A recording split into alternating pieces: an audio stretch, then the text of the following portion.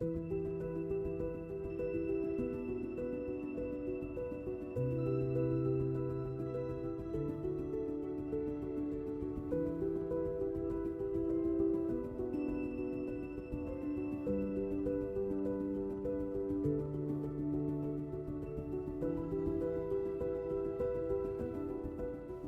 back to the St Dunstan's Remembrance podcast series, where we remember those former students who gave their lives in the First World War, sharing the stories of 8 particular young men who our houses were renamed after. Arthur Laurie Thomas was born on the 19th of March 1895, the second son of David Edwin and Letira Jane Thomas. His father, a journalist and editor of Farm and Home magazine, raised the family in Lewisham at 40 Clarendon Road. Arthur's early education was local at 6 Lewisham Park before he arrived at St Dunstan's College in September 1905. Over the next 8 years, he built one of the most accomplished and admired school careers of the pre-war era. At St Dunstan's, Arthur excelled in both intellect and sport. He won school prizes for general work in 1910, 12 and 13, and for Latin in 1911. But it was in athletics where he truly stood out. He was a champion of fives, and he captained the team in 1912 and 13, while also representing the school in swimming, water polo, and even chess. Thomas's name appeared across almost every team sheet. In lacrosse, he joined the second 12 in 1909, quickly earning his place in the first 12 and captaining it in 1912 and 13. His rugby career was equally remarkable, joining the second 15 at just age 13 and playing in the first 15 for 4 seasons, twice as captain. In cricket, he was a force of nature, a record-breaking batsman who scored an astonishing 295 not out against Camberwell Grammar in 1910. For that, he was presented with a special cup, and in later years, he twice won the Sir Owen Roberts Cup for batting excellence. By 1911, he had become head boy, a role he carried out twice with the same enthusiasm and fairness that defined his character. He chaired the debating society, served as a cadet officer in the Officer Training Corps, and even found time to write for the Chronicle, including an account of a trip to Jersey. His Valete notice described him as the best all-round cricketer of the pre-war period.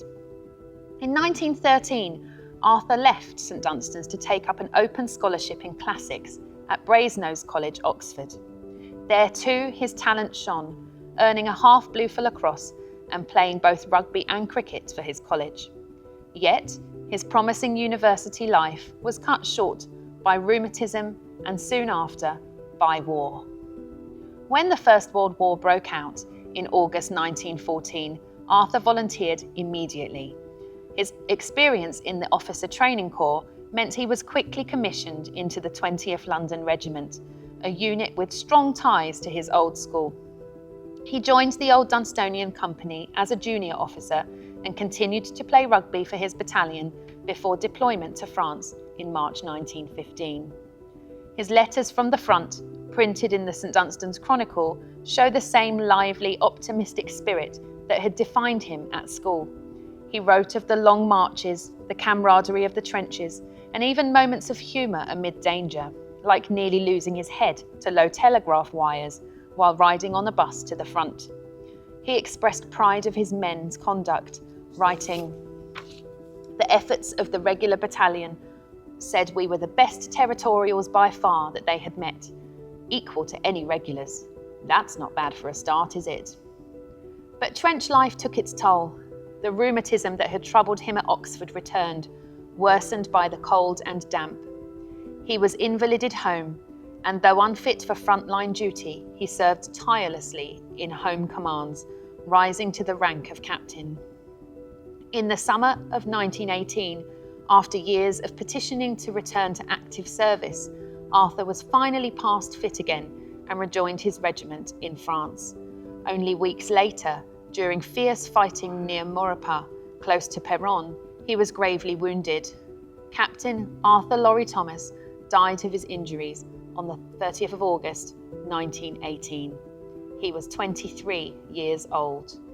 He lies buried at Perron Road Cemetery, Maricourt. After the war, St Dunstan's honoured him by naming one of its 8 houses after him. Thomas House adopted the motto Surgite, rise up, and the colour red.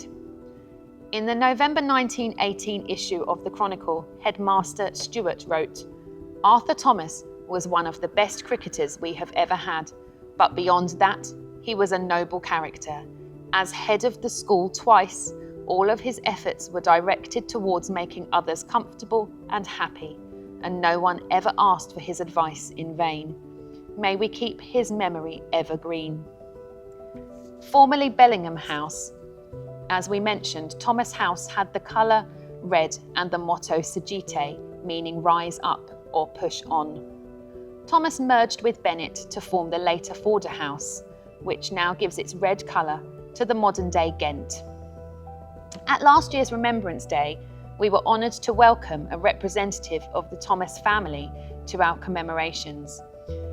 He shared a special fact that both the Thomas brothers were classic students, and while serving at the front, they used to send messages to each other in ancient Greek and other classical languages so that they could secretly communicate and not be intercepted.